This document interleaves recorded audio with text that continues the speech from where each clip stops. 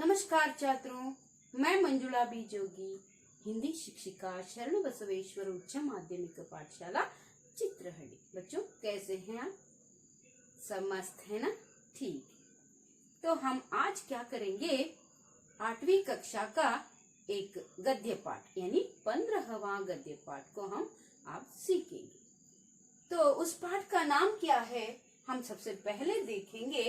15वां पाठ है, उसका नाम है भारतीय त्योहार। त्योहार का अर्थ आप जानते हैं?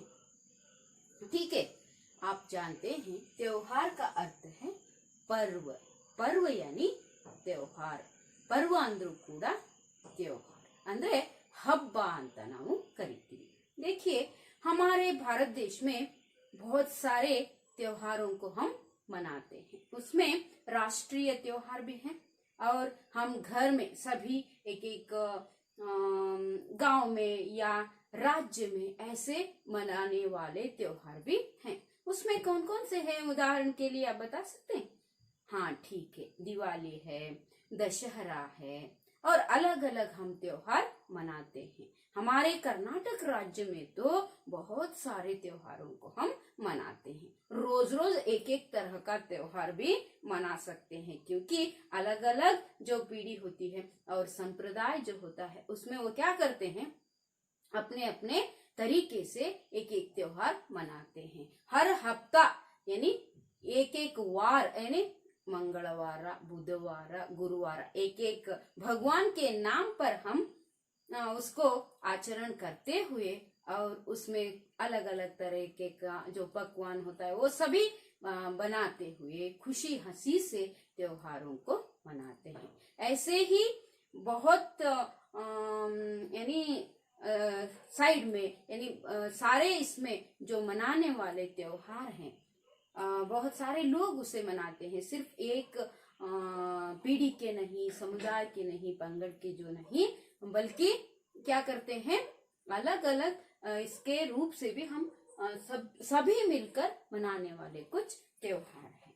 उसमें कौन कौन से हैं हम आज सीखते जाएंगे। एक एक त्योहार में एक एक तरह का जो तरीका होता है मनाने का। हम क्या करते हैं, तब खुशी से मौज मस्ती करते हुए त्योहार कहते ही हमारे मन में खुशी का वातावरण फैल जाता है ना। इसीलिए हम क्या करते हैं, नए नए कपड़े पहनकर और बहुत सारे पकवानों को बनाकर उसको हम खाते हैं, मौज मस्ती करते हैं। तो बच्चों आज हम देखेंगे कौन सा, भारतीय त्योहार में यानी हमारे भारत देश में अलग अलग राज्य में किस प्रकार के त्योहारों को मनाते हैं। उसमें कुछ 2-3 त्योहारों के बारे में आज हम जानकारी प्राप्त करेंगे। तो सबसे पहले ये पाठ है, संकलित पाठ है।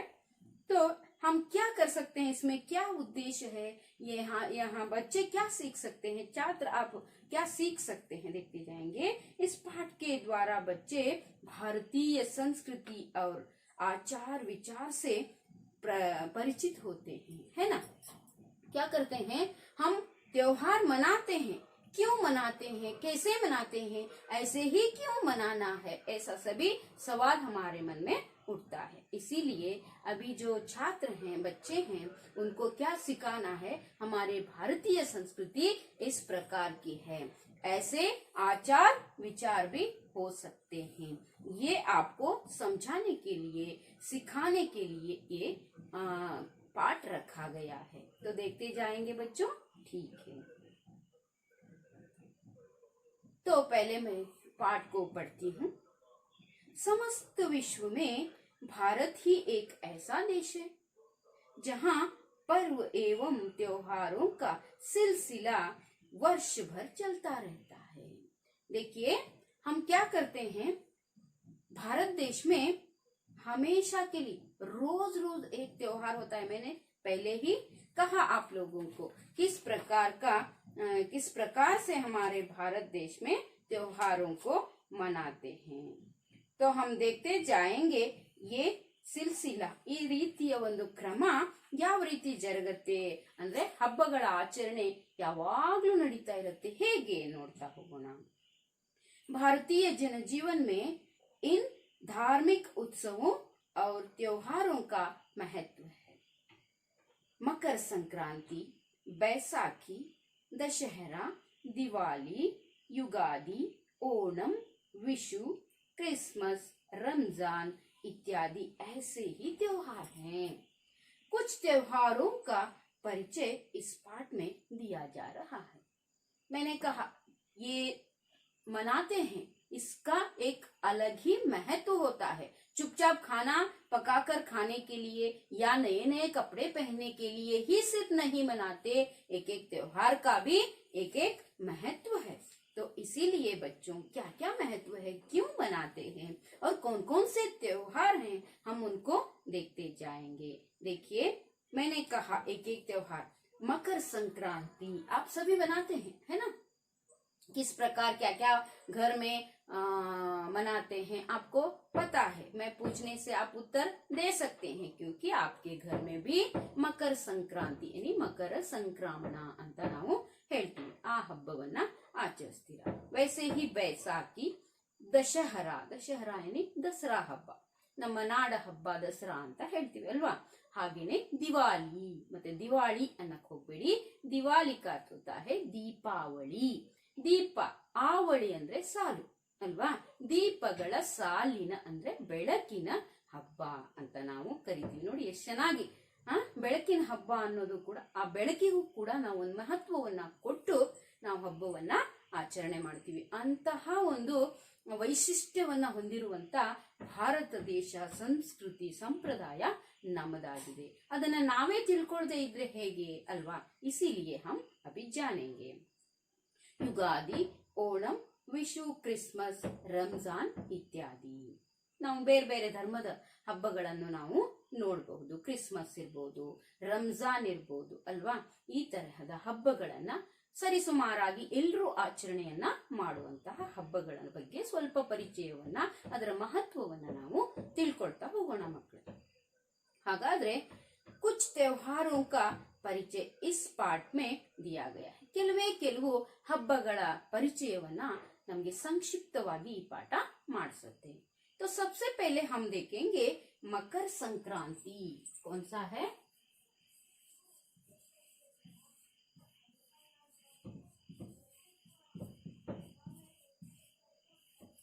ಮಕರ ಸಂಕ್ರಾಂತಿ, ಮಕರ ಸಂಕ್ರಮಣ, ಸಂಕ್ರಾಂತಿ ಹಬ್ಬ ಹೌದಾ ಅಂತ ನಾವು ಕರಿತೀವಿ।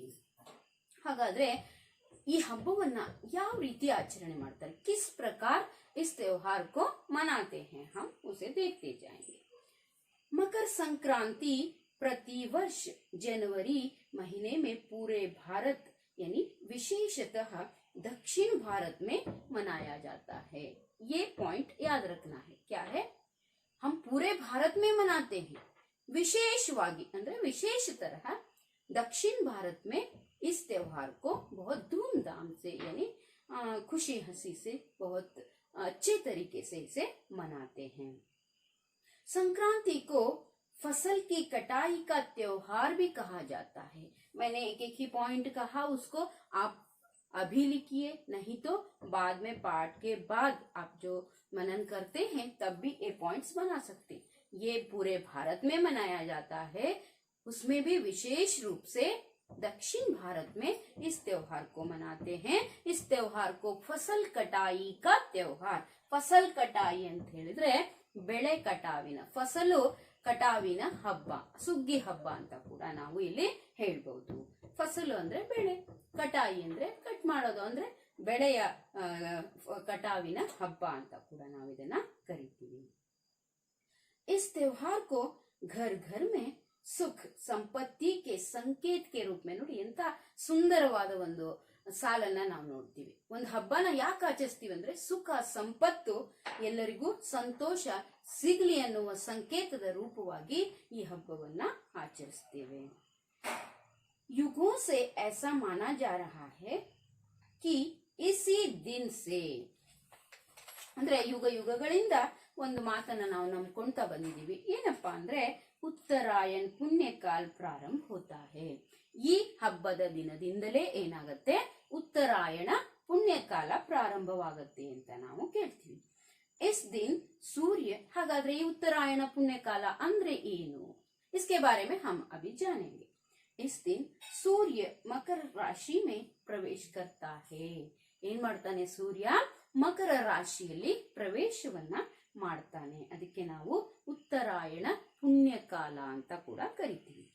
यह विश्वास है कि उत्तरायण में देह त्याग करने वाले व्यक्ति जन्म मरण के चक्र से मुक्त हो जाते हैं. ನೋಡಿ, ನಾವು ಎಲ್ಲಾ ಜೀವಿಗಳಿಂದ ಅಂದ್ರೆ ಎಲ್ಲಾ ಪ್ರಕಾರದ ಜೀವಿಗಳಾಗಿ ಹುಟ್ಟೋದ್ರಿಂದ ನಾವು ಮುಕ್ತಿಯನ್ನ, ಅಲ್ಲಿಗೆ ಜೀವ ಎಂಡ್ ಆಗತ್ತೆ ಅಂದ್ರೆ ಮುಕ್ತಾಯಗೊಳ್ಳುತ್ತೆ, ನಮಗೆ ಮುಕ್ತಿ ಸಿಗತ್ತೆ. ಈ ಸಂದರ್ಭದಲ್ಲಿ ಯಾರಿಗೆ ಸಾವು ಸಂಭವಿಸುತ್ತೋ ಅವರು ಮುಕ್ತಿಯನ್ನ ಪಡೀತಾರೆ ಅನ್ನುವಂತ ಒಂದು ನಂಬಿಕೆಯನ್ನು ಕೂಡ ಇಟ್ಕೊಂಡು ಬಂದಿದ್ದಾರೆ. ಹಾಗಾದ್ರೆ ಅದಕ್ಕೆ ಉದಾಹರಣೆ ಕೂಡ ಇದೆ. ಯಾವುದು ನಾವು ನೋಡೋಣ. ಜನ್ಮ ಮರಣಕ್ಕೆ ಚಕ್ರಸೆ ಅಂದ್ರೆ ಜೀವನ ಮರಣದ ಚಕ್ರದಿಂದ ಅಂದ್ರೆ ಹುಟ್ಟು ಸಾವಿನ ಒಂದು ರೀತಿಯಿಂದ ನಾವು ಮುಕ್ತಿಯನ್ನ ಪಡಿತೀವಿ. ಮಹಾಭಾರತದ ಸಂದರ್ಭದಲ್ಲಿ ನಾವು ನೋಡೋದಾದ್ರೆ, महाभारत के भीष्म पितामह कुरुक्षेत्र के युद्ध में घायल होने पर भी इसी दिन की प्रतीक्षा करते रहे थे. ನೋಡಿ, ಶರಶಯ್ಯೆಯ ಮೇಲೆ ಭೀಷ್ಮಾಚಾರ್ಯರು ಮಲ್ಕೊಂಡಿರ್ತಾರೆ, ಆದ್ರೂ ಸಹ ಅವರು ಪ್ರಾಣ ತ್ಯಾಗವನ್ನ ಮಾಡೋದಿಲ್ಲ. ಯಾವ ದಿನಕ್ಕಾಗಿ ಅಂದ್ರೆ ಯಾವ ಘಳಿಗೆಗಾಗಿ ಅವರು ಕಾಯ್ತಿರ್ತಾರಂದ್ರೆ, ಉತ್ತರಾಯಣ ಪುಣ್ಯಕಾಲದ ದಿನವೇ ನನ್ನ ಮೃತ್ಯುವಾಗಬೇಕು, ನನ್ನ ಸಾವಾಗಬೇಕು ಅಂತ ಅವರು ಹಾಸಿಗೆಯ ಬಾಣಗಳ ಮೇಲೆ ಮಲ್ಕೊಂಡ್ರು ಸಹ ಅವರು ಅದನ್ನೇ ಕಾಯ್ತಾ ಇರ್ತಾರೆ. ಅದನ್ನ ನಾವು ನೋಡಿದೀವಿ. ಮಹಾಭಾರತ ನೀವೆಲ್ಲ ವೀಕ್ಷಣೆ ಮಾಡಿದೀರ ಅಲ್ವಾ? ಸಭಿನೇ उसको देखा है. तो कहाँ पर आप प्रत्यक्ष जाकर देखा है? नहीं है. आप आपके दूरदर्शन के जरिए माध्यम से आपने देखा है ना. कुरुक्षेत्र के युद्ध में घायल होने पर भी इसी दिन की प्रतीक्षा का अर्थ होता है इंतजार. ಕಾಯುವಿಕೆ, ಕಾಯ್ತಾ ಇರ್ತಾರೆ. ಯಾರು? ಭೀಷ್ಮ ಪಿತಾಮಹರು.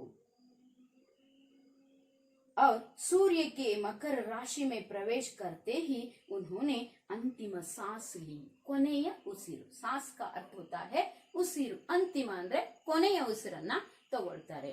ಕೊನೆಯ ಉಸಿರು ಅಂತ ಹೇಳಿದ್ರೆ ಅಂದ ತಕ್ಷಣ ಮುಗಿದೋಯ್ತು ಅಲ್ಲಿಗೆ. ಮತ್ತೆ ನಾವು ರಿಪೀಟ್ ಮತ್ತೆ ಉಸಿರನ್ನ ತಗೊಳ್ಳೋದಿಲ್ಲ. ನೋಡಿ, ಒಂದು ಮೃತ್ಯು ಅನ್ನೋದಕ್ಕೆ ಅಂತಿಮ ಶ್ವಾಸ ಅಂದ್ರೆ ಅಂತಿಮ ಸಾಸ್ಲಿ, ಕೊನೆ ಉಸಿರನ್ನ ಎಳೆದ್ರು.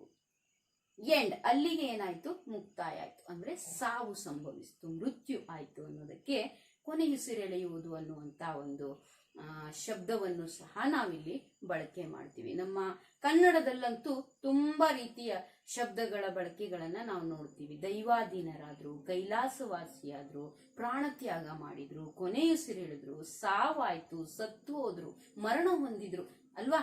ಈ ತರಹ ನಾವು ನೋಡ್ತೀವಿ. ಅದೇ ರೀತಿ ಯಾರು ಕಾಯ್ತಿರ್ತಾರೆ? कौन इंतजार करते रहते हैं, प्रतीक्षा करते रहते हैं? भीष्म पितामह. ये सूर्य क्या करता है? उत्तरायण पुण्य ಪ್ರತೀಕ್ಷಾ करते हैं कि ಮಕರ ರಾಶಿ में, ಮಕರ ರಾಶಿಯಲ್ಲಿ ಪ್ರವೇಶಿಸುತ್ತಲೇ ತನ್ನ ಪ್ರಾಣವನ್ನ ತ್ಯಾಗ ಮಾಡ್ತಾರೆ, ಕೊನೆಯುಸಿರನ್ನ ಅವರು ಎಳ್ಕೊಳ್ತಾರೆ. ಅಂದ್ರೆ ಇಲ್ಲಿಗೆ ಅವರಿಗೆ ತನಗೆ ಮುಕ್ತಿ ಸಿಗ್ಬೇಕು ಅನ್ನೋ ಕಾರಣದಿಂದಲೇ ಅವರು ಕಾಯ್ತಾ ಇದ್ರು. ಈ ತರಹ ನಾವು ಹಬ್ಬವನ್ನ ಯಾವ ರೀತಿ ಅಂದ್ರೆ ನಿಮ್ಮ ಕಡೆ आपके घर में अलग अलग रूप से मनाते हैं. तिल गुड़ ये देते हुए है ना, कुछ ईख वगैरह ये घर में लाते हुए, कुछ फसल को घर में लाते हुए, घर में खीर ऐसा बनाते हुए क्या करते हैं? त्योहार को मनाते हैं, बहुत खुशी से इसे मनाते हैं. ये दक्षिण भारत में ज्यादातर विशेष रूप से मनाया जाता है.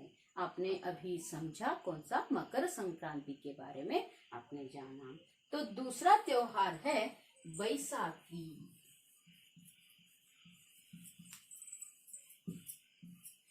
बैसाखी त्योहार.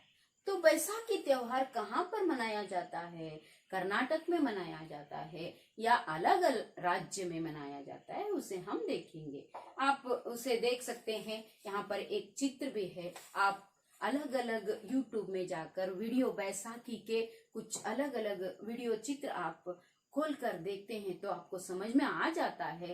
पाठ के साथ साथ वो भी काम कीजिए. आप देख सकते हैं किस प्रकार ये बैसाखी त्योहार मनाया जाता है, क्या विशेषता है, क्या महत्व है इस त्योहार का। ऐसे तो यह त्योहार कहाँ मनाया जाता है ये भी हमें जानना होगा।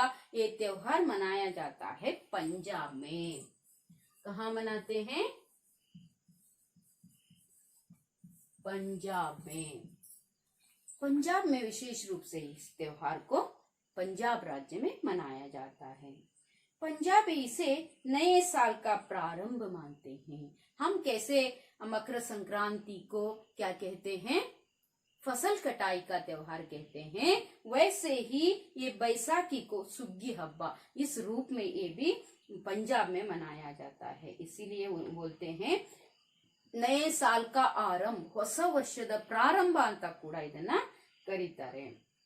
इसे नई फसल का त्योहार, ಹೊಸ ಬೆಳೆಯ ಹಬ್ಬ। ಎಷ್ಟು ಚೆನ್ನಾಗಿದೆ ನೋಡಿ, ನई फसल का त्योहार ಅಂದ್ರೆ ಹೊಸದಾಗಿ ಪೈರು ಬಂದಂತಹ ಬೆಳೆಯನ್ನ ತಂದು ಪೂಜೆ ಮಾಡುವ ಹಬ್ಬ ಅಂತ ಕೂಡ ಬೈಸಾಖಿಯನ್ನ ಕರೀತಾರೆ। इस अवसर पर खेत हरे भरे दिखाई पड़ते हैं। ತುಂಬಾ ಹಚ್ಚ ಹಸಿರಾಗಿ ಹೊಲಗದ್ದೆಗಳು ನಮ್ಗೆ ಕಾಣಿಸ್ತವೆ। और रबी फसल कटाई के लिए तैयार रहती है। ಆ ಬೆಳೆ ಹೇಗಾಗಿರುತ್ತೆ ಅಂದ್ರೆ ಕಟಾವಿಗೆ ಬಂದು ರೆಡಿಯಾಗಿ ನಿಂತಿರುತ್ತೆ।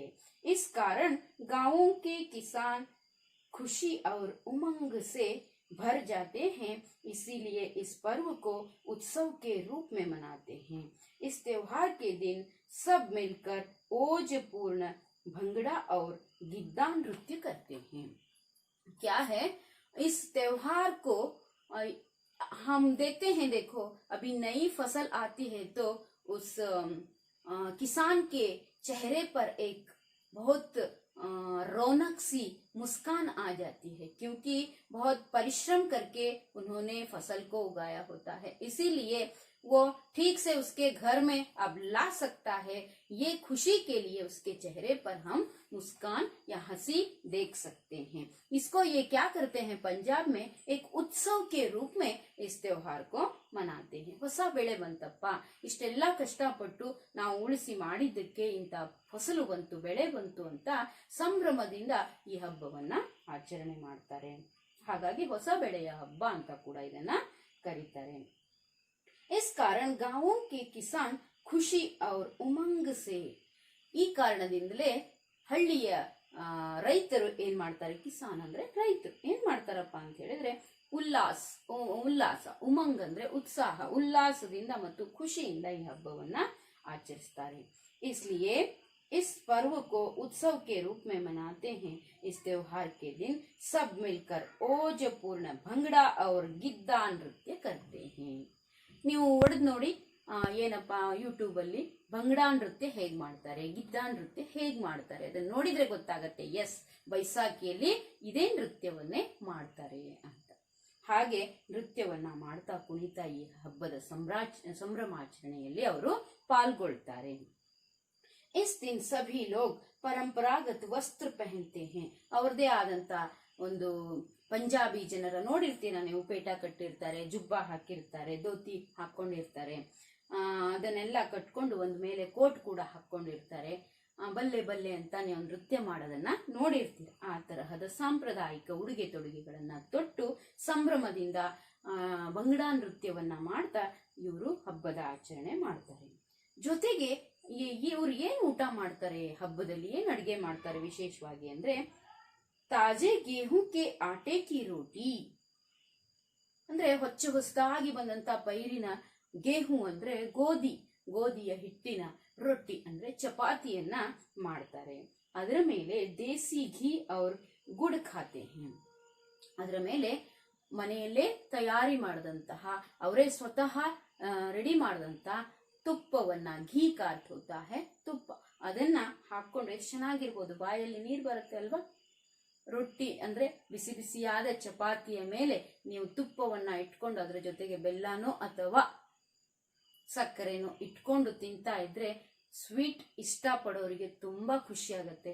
ಆ ಒಂದು ಬಿಸಿಯ ಚಪಾತಿಯ ಮೇಲೆ ಆ ತುಪ್ಪ ಜಿನುಗ್ತಾ ಇರಬೇಕು, ಅದರ ಮೇಲೆ ಬೆಲ್ಲ ಇರಬೇಕು, ಅದನ್ನ ಸುರುಳಿ ಸುತ್ಕೊಂಡು ಅದನ್ನೆಲ್ಲ ಅಂಟಿಸ್ಕೊಂಡು ತಿಂದ್ರೆ ಅದರ ಮಜಾನೇ ಬೇರೆ। ನೀವು ಅನುಭವಿಸ್ತಾ ಇರಬಹುದು, ಈಗ ಕಲ್ಪನಾ ಲೋಕದಲ್ಲಿ ಹೋಗಿರ್ತೀರ ಅಲ್ವಾ। इस प्रकार ये क्या करते हैं, ಅದು ತಾಜೆ ಫ್ರೆಶ್ ಆದಂತ ಜಸ್ಟ್ ಅವ್ರು ಇದ್ ಮಾಡ್ಕೊಂಡು ಬಂದಂತಹ ಗೋಧಿಯ ಹಿಟ್ಟಿನಿಂದ ಚಪಾತಿಯನ್ನ ಮಾಡಿ ಅದರ ಮೇಲೆ ಅವರೇ ತಯಾರು ಮಾಡಿದಂತಹ ತುಪ್ಪವನ್ನ ಹಾಕೊಂಡು ಜೊತೆಗೆ ಬೆಲ್ಲವನ್ನ ಅದರ ಮೇಲೆ ಇಟ್ಕೊಂಡು ತಿನ್ನುವಂತ ಹಬ್ಬ. उत्सवाग्नि जलाकर उसके चारों ओर नाचते हैं. ಅದೇ ರೀತಿ ಫೈರ್ ಕ್ಯಾಂಪ್ ನಾವು ಮಾಡ್ತೀವಲ್ಲ, ಆ ರೀತಿ ಉತ್ಸವದ ಅಗ್ನಿ ಬೆಂಕಿಯನ್ನ ಹಾಕೊಂಡು ಅವರು ಅದರ ಸುತ್ತ ಏನ್ ಮಾಡ್ತಾರೆ, ಕುಣಿತ, ಬಂಗಡ ಮತ್ತು ಗಿದ್ದಾ ನೃತ್ಯವನ್ನ ಸಾಂಪ್ರದಾಯಿಕ ಉಡುಗೆ ತೊಡುಗೆಗಳಲ್ಲಿ ಖುಷಿಯಿಂದ ಮಾಡ್ತಾ ಈ ಊಟವನ್ನ ಮಾಡಿ ಹಬ್ಬವನ್ನ ಆಚರಣೆ ಮಾಡ್ತಾರೆ. ಹಾಗಾದ್ರೆ ನಮಗೆ ಗೊತ್ತಾಯ್ತು ಮಕರ ಸಂಕ್ರಾಂತಿ ಹೇಗೆ ಆಚರಿಸ್ತಾರೆ, ಎಲ್ಲಿ ಆಚರಿಸ್ತಾರೆ, ಅದರ ಮುಖ್ಯ ಉದ್ದೇಶ ಏನು, ಅದರ ಪ್ರತೀತಿ ಹಿಂದಿಂದ ಏನ್ ನಡ್ಕೊಂಡು ಬಂದಿದೆ. ಹಾಗಾದ್ರೆ ಸೂರ್ಯನ ಪ್ರವೇಶ ಯಾವ ರಾಶಿಯಲ್ಲಾಗತ್ತೆ ಅದು ನಮಗೆ ಗೊತ್ತಾಯ್ತು. ನೆಕ್ಸ್ಟ್ ನಾವು ನೋಡೋದಾದ್ರೆ ಬೈಸಾಖಿಯನ್ನ ನೋಡಿದ್ವಿ. ಬೈಸಾಖಿ ಎಲ್ಲ ಆಚರಣೆ ಮಾಡ್ತಾರಪ್ಪ ಅಂತ ಹೇಳಿದ್ರೆ ಪಂಜಾಬ್ ರಾಜ್ಯದಲ್ಲಿ ಆಚರಣೆ ಮಾಡ್ತಾರೆ. ಇದು ಹೊಸ ಬೆಳೆಯ ಹಬ್ಬ ಅನ್ನೋ ರೂಪದಲ್ಲಿ ಆಚರಣೆ ಮಾಡ್ತಾರೆ. वैसे ही वहां पर किस प्रकार का जो नृत्य करते हैं, भंगड़ा और गिद्दा नृत्य किस प्रकार करते हैं, जो कपड़े किस प्रकार के पहनते हैं, सांप्रदायिक कपड़े पहनते हैं और उत्सवाग्नि जलाते हैं, ये सभी हमने जाना. ಹೌದಾ? ಹಾಗಾದ್ರೆ ಮೂರನೆಯ ಹಬ್ಬ ಯಾವ್ದಪ್ಪ ಅಂತ ಹೇಳಿದ್ರೆ ವಿಷು. विशु त्योहार को हम मनाते हैं.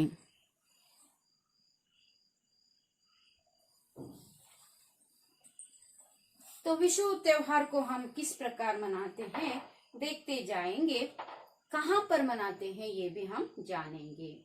केरल में नववर्ष के आरंभ को ಇದನ್ನು ಸಹ ನವ यानी ಹೊಸ, ನವೀನ, ನೂತನ ಅನ್ನುವಂತ ಅರ್ಥದಲ್ಲಿ ನಾವು ನೋಡೋದಾದ್ರೆ ನವ ವರ್ಷಕ್ಕೆ ರೂಪ, ಹೊಸ ವರ್ಷದ ರೂಪದಲ್ಲಿ ಈ ಪ್ರಾರಂಭದಲ್ಲಿ ಈ ಹಬ್ಬವನ್ನ ಆಚರಣೆ ಮಾಡ್ತಾರೆ. कौन सा त्योहार? विशु त्योहार को मनाते हैं. कहाँ मनाते हैं हम देखेंगे. केरल में मनाते हैं. ಕೇರಳ ರಾಜ್ಯ ಕೇಳಿದಿರ್ತಾನೆ, ಆ ರಾಜ್ಯದಲ್ಲಿ ಈ ಹಬ್ಬವನ್ನ, ಭಾರತದ ಕೇರಳ ರಾಜ್ಯದಲ್ಲಿ ವಿಷು ಹಬ್ಬವನ್ನ ಆಚರಿಸ್ತಾರೆ. ಹಾಗಾದ್ರೆ ಒಂದು ಪ್ರಶ್ನೆ ಮಾಡಬಹುದಾ, ಭಾರತದ ಪಂಜಾಬ್ ರಾಜ್ಯದಲ್ಲಿ ಯಾವ ಹಬ್ಬವನ್ನ ಆಚರಿಸ್ತಾರೆ?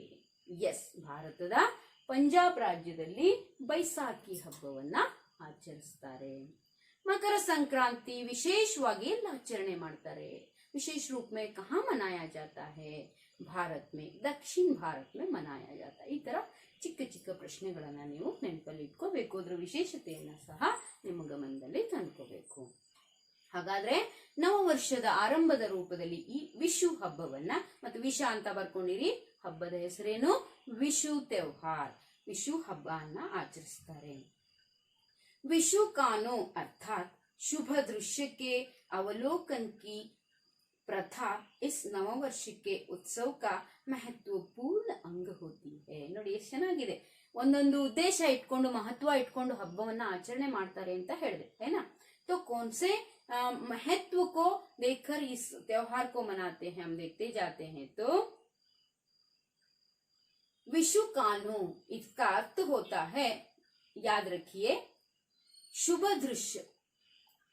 ಒಂದು ಒಳ್ಳೆಯ ದೃಶ್ಯವನ್ನ, ಚಿತ್ರಣವನ್ನ ನಮ್ಮ ಕಣ್ಣು ಮುಂದೆ ನೋಡುವಂತ, ಮೊಟ್ಟ ಮೊದಲನೇದಾಗಿ ಒಳ್ಳೆಯದನ್ನೇ ನೋಡುವಂಥದ್ದು. ಕೆಲವರು ಸಂಪ್ರದಾಯ ಇಟ್ಕೊಂಡಿರ್ತಾರೆ ನೋಡಿ, ಬೆಳಿಗ್ಗೆ ಎದ್ದ ತಕ್ಷಣನೇ ತಮ್ಮ ಹಸ್ತಗಳನ್ನೇ ನೋಡ್ಕೊಂಡು ಏನ್ ಮಾಡ್ತಾರೆ, ಕರಾಗ್ರೆ ವಸತೆ ಲಕ್ಷ್ಮಿ, ಕರಂ ಮಧ್ಯೆ ಸರಸ್ವತಿ, ಕರಮೂಲೆ ಸ್ಥಿತಾ ಗೌರಿ, ಪ್ರಭಾತೆ ಕರದರ್ಶನಂ ಅಂತ ಕೆಲವೊಬ್ರು ಎದ್ರೆ, ಕೆಲವೊಬ್ರು ಏನ್ ಮಾಡ್ತಾರೆ, ಎಸ್, ದೇವರ ಫೋಟೋನ, ಗುರುಗಳ ಫೋಟೋಗಳನ್ನ ನೋಡಿ ಎದ್ದೇಳ್ತಾರೆ. ಕೆಲವರು ದೇಶಭಕ್ತರ ಫೋಟೋಗಳನ್ನ ನೋಡಿ ಎದ್ದೇಳುವವರು ಇದ್ದಾರೆ, ಆದ್ರೆ ತುಂಬಾ ವಿರಳ. ಆದರೆ ಇಂದಿನ ಸಂದರ್ಭದಲ್ಲಿ ನಾವು ಇದೆಲ್ಲ ಸ್ವಲ್ಪ ಕಡಿಮೆ ಆಗ್ತಾ ಬಂದಿದೆ ಅಂತ ಹೇಳುವುದು. ಯಾಕೆ ಅಂತ ನಿಮಗೆ ಗೊತ್ತಿದೆ ಅಲ್ವಾ? ಎದ್ದೇಳ್ತಾನೆ ಪಕ್ಕದಲ್ಲಿರುವಂತಹ ಮೊಬೈಲ್ ನ ಹಿಡ್ಕೊಂಡು ವಾಟ್ಸಪ್ ಯಾರ್ಯಾರು ಮಾಡಿದ್ದಾರೆ, ಏನ್ ಚಾಟ್ ಮಾಡಬೇಕು, ಯಾರ ಮೆಸೇಜ್ ಬಂದಿದೆ ಅದ್ ನೋಡ್ತಾ ಹೇಳುವಂತ ಸಂಪ್ರದಾಯ ಇವಾಗ ಬಂದಿದೆ ನೋಡಿ. ಮೊದಲಿನ ಜನರು ಏನೇ ಕೆಲಸ ಮಾಡಿದ್ರು ಅದಕ್ಕೆ ತನ್ನದೇ ಆದಂತ ಒಂದು ಮಹತ್ವ ಇರ್ತಾ ಇತ್ತು. ವೈಜ್ಞಾನಿಕವಾಗಿನೂ, ಸೈಂಟಿಫಿಕ್ ಆಗಿ ನಾವು ಯೋಚನೆ ಮಾಡಿದ್ರೂ ಕೂಡ ಅದು ಸತ್ಯವಾಗಿರ್ತಾ ಇತ್ತು. ಅವರು ಅನಕ್ಷರಸ್ಥ ಆಗಿರ್ಬೋದು, ಆದ್ರೆ ಆ ಮಾಡಿದಂತ ಸಂಪ್ರದಾಯದಿಂದ ಯಾವುದು ಕೆಡಕಾಗೋ ರೀತಿಯಲ್ಲಿರ್ಲಿಲ್ಲ. ಅದರಲ್ಲಿ ಏನಿರ್ತಾ ಇತ್ತು, ವೈಜ್ಞಾನಿಕ ಕಾರಣನೂ ಇರ್ತಾ ಇತ್ತು, ಜೊತೆಗೆ ದೈವಿಕ ಸತ್ಯನೂ ಇರ್ತಾ ಇತ್ತು. ಅದನ್ನ ಪ್ರತಿಯೊಬ್ರು ಆಚರಣೆ ಮಾಡಲೇಬೇಕು ಅನ್ನೋ ಒಂದು ರೂಪಕ್ಕಾಗಿ ದೇವರ ಬಗ್ಗೆ ಭಯ ಭಕ್ತಿ ಇರ್ಲಿ ಅಂತ ಆ ದೇವರ ಮೇಲೆ ಹಾಕಿದ್ರೆ ಮಾಡೇ ಮಾಡ್ತಾರೆ ಅನ್ನೋ ಕಾರಣಕ್ಕಾದ್ರೂ ಪ್ರತಿಯೊಬ್ಬರಿಂದ ಆ ಕೆಲಸವನ್ನ ಮಾಡಿಸುವಂತ ಒಂದು ಪ್ರತೀತಿ ಇತ್ತು. ಹಾಗೆ ಇದು ಶಿಶುಕಾನು ಅಂತ ಅಂದ್ರೆ ವಿಶುಕಾನು ಅಂತ ಹೇಳಿದ್ರೆ ಶುಭ ದೃಶ್ಯವನ್ನ ನೋಡುವ ಮುಖಾಂತರ ಬೆಳಿಗ್ಗೆ ಎದ್ದ ತಕ್ಷಣನೇ ಹಬ್ಬವನ್ನ ಆಚರಣೆ ಮಾಡುವಂತದ್ದು. ಯಾರು ಮೊದಲು ನೋಡ್ತಾರೆ ಅನ್ನುವಂತ ಒಂದು ಕ್ಯೂರಿಯಾಸಿಟಿ ಕೂಡ ಅಲ್ಲಿರತ್ತೆ. अक्षता यानी यहाँ पर क्या करते हैं, शुभ दृश्य को अवलोकन मेरे तो सारे सवेरे।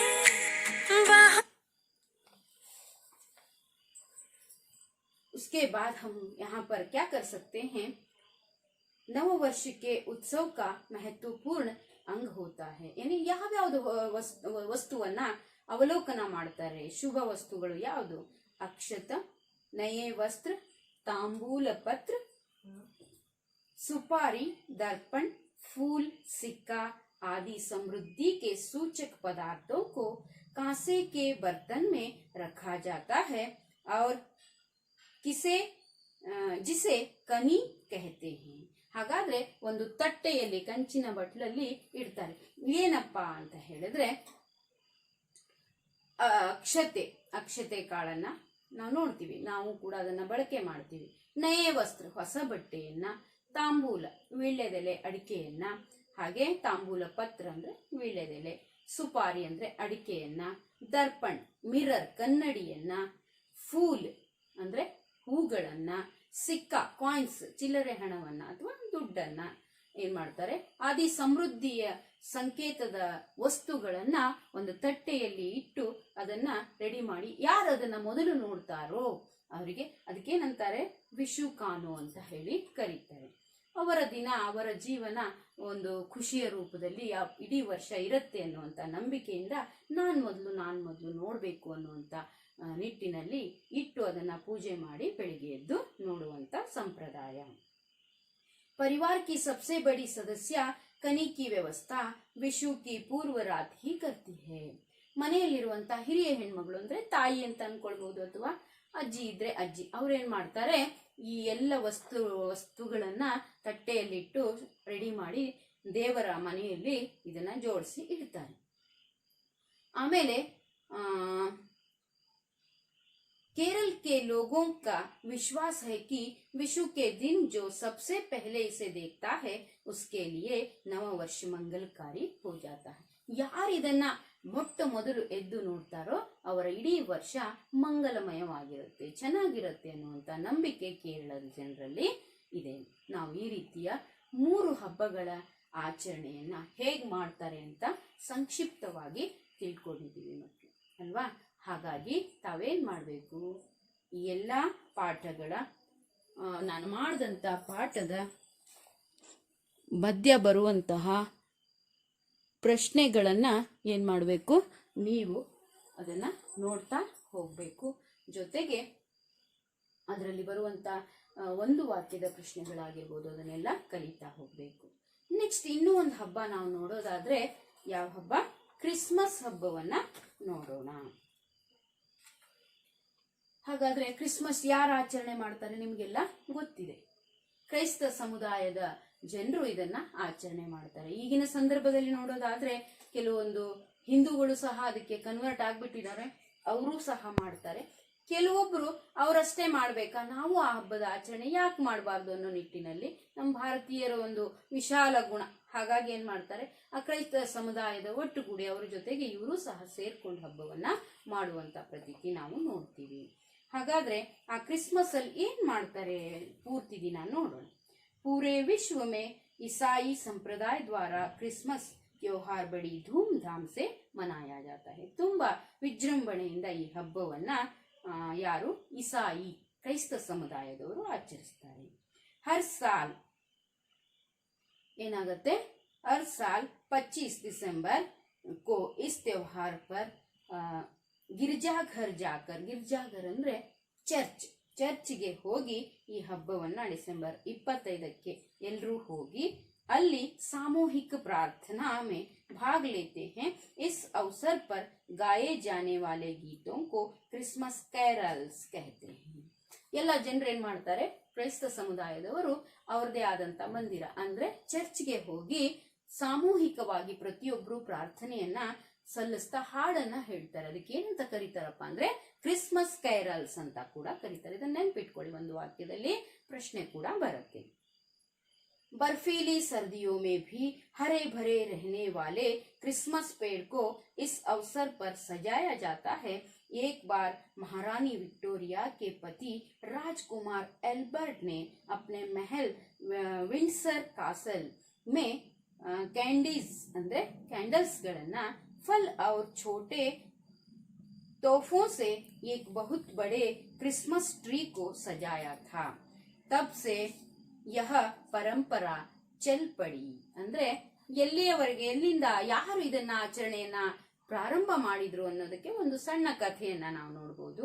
ಮಹಾರಾಣಿ ವಿಕ್ಟೋರಿಯಾ ಅನ್ನೋಳು ತನ್ನ ಪತಿ ಅಂದ್ರೆ ತನ್ನ ಮಹಾರಾಜ ರಾಜ್ಕುಮಾರ್ ಎಲ್ಬರ್ಟ್ಗೋಸ್ಕರ ಅವಳ ಮನೆಯಲ್ಲಿ ಅರಮನೆಯಲ್ಲಿ ವಿಂಡ್ಸರ್ ಕಾಸಲ್ ಅದರ ಹೆಸರು, ಅಲ್ಲಿ ಕ್ಯಾಂಡಲ್ಸ್ ಗಳನ್ನ ಹಚ್ಚಿಟ್ಟು ಫಲ್ ಔರ್ ಛೋಟೆ ತೋಫೋಸೆ ಹಣ್ಣುಗಳಿಂದ ಹಾಗೂ ಚಿಕ್ಕ ಚಿಕ್ಕ ಉಡುಗೊರೆಗಳಿಂದ ಸಿಂಗರಿಸಿ ಈ ಹಬ್ಬವನ್ನ ಆಚರಣೆ ಮಾಡ್ತಾರೆ. ಅಂದ್ರೆ ಕ್ರಿಸ್ಮಸ್ ಟ್ರೀ, ಒಂದು ಹಚ್ಚ ಹಸುರಾದ ಮರವನ್ನ ನೀವು ನೋಡಿದಿರ ಕ್ರಿಸ್ಮಸ್ ಟ್ರೀ ಹೇಗಿರತ್ತೆ ಅಂತ, ಆ ಒಂದು ಮರವನ್ನ ಸಿಂಗರಿಸಿ ಆ ಹಬ್ಬವನ್ನ ಆಚರಣೆ ಮಾಡ್ತಾರೆ. ಅವತ್ತಿನಿಂದ ಈ ಹಬ್ಬ ಆಚರಣೆ ಆಗ್ತಾ ಬಂದಿದೆ.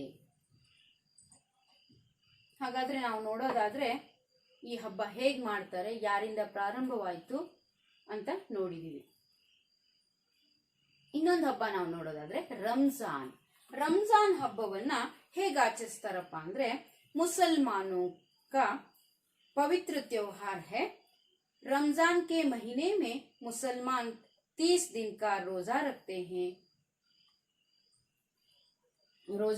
हैं और रोजा का मतलब है उपवास का व्रत। मुसलमान मानते हैं कि सूर्योदय के पहले और सूर्यास्त के बाद ही खाना खाया जाता है और इस बीच खाने पीने की क्रिया को बंद रखना चाहिए। इस तरह 30 दिनों तक उपवास करने के बाद रमजान त्योहार को बड़ी धूमधाम से मनाया जाता है। सभी मुसलमान बंधु मस्जिद जाते हैं, नमाज पढ़ते हैं और मिठाई बांटकर परस्पर यानी गले लगाते हैं, मिलते हैं। यह त्योहार भाईचारे की भावना और आपसी बंधुत्व का प्रतीक है।